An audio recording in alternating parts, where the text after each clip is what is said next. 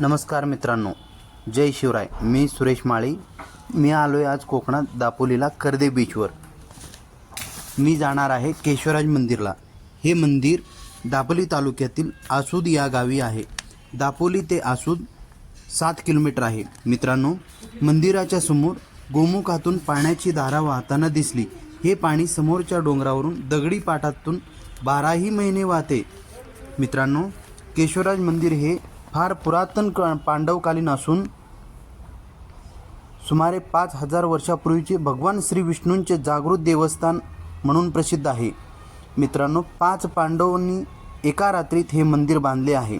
श्रीदेव केशवराज मूर्ती काळ्या पाषाणाची 3.5 फूट उंचीची आहे.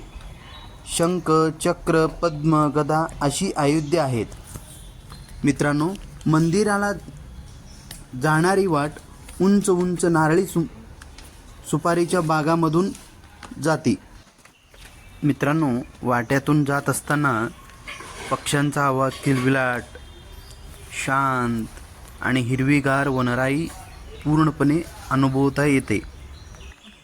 उंच उंच झाडे, फणसाची झाडे, कोकम, बऱ्याच झाड्या अशी पूर्ण सावलीमधून जाणारी ही वाट आहे. मित्रांनो, इथे पहिला एक साकव होता. आता सध्या ती साकव नाही, कारण त्या जागी आता पूल बनवलेला आहे. या साकवच्या वरच गारंबीचा बापू चित्रपट शूट झालेला आहे. आणि तुम्हाला जर फणस आवडत असेल तर कमेंट करून सांगा मित्रांनो.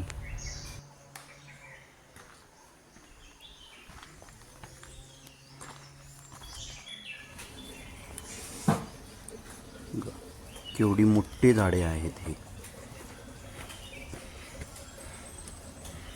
रस्त्याच्या दोन्ही बाजूला सुपारी, फणस, नारळ, आंबा,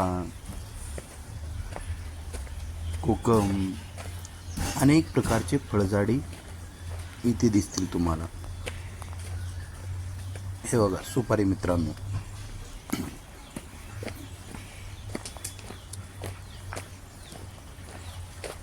किती छान अशी सुंदर आहे रस्ता. आणि इथे तुम्हाला इथे स्टॉल सुद्धा लागलेला आहे मित्रांनो. यांच्याकडे फणसपोळे बऱ्याचशा गोष्टी भेटतील.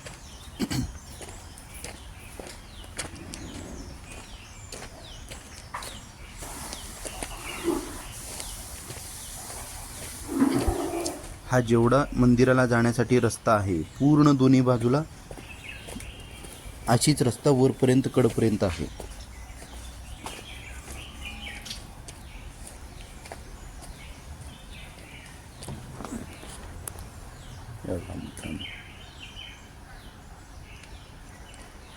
आणि ऊन लागणारच नाही आपण कधी आलं तरी, कारण सावलीमध्येच जायचं आहे आपल्याला.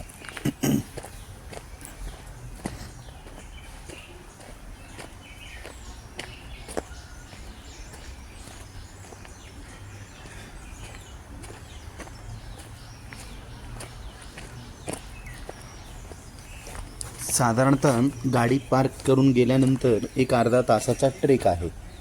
आणि त्या ट्रेकमध्ये खूप छान अनुभव आला आम्हाला. हे बघा, आमची पूर्ण गँग पुढे चालत आहे.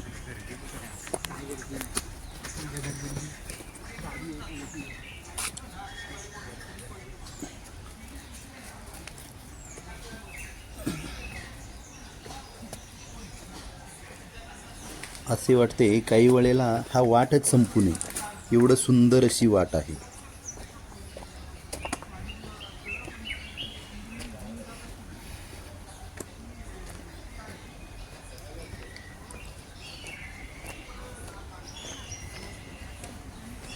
मित्रांनो, व्हिडिओ आवडल्यास लाईक आणि सबस्क्राईब करायला विसरू नका.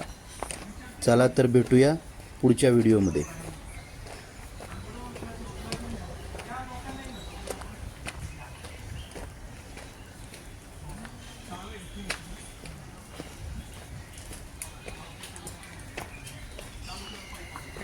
आपण आलो होतो पार्किंग जवळ.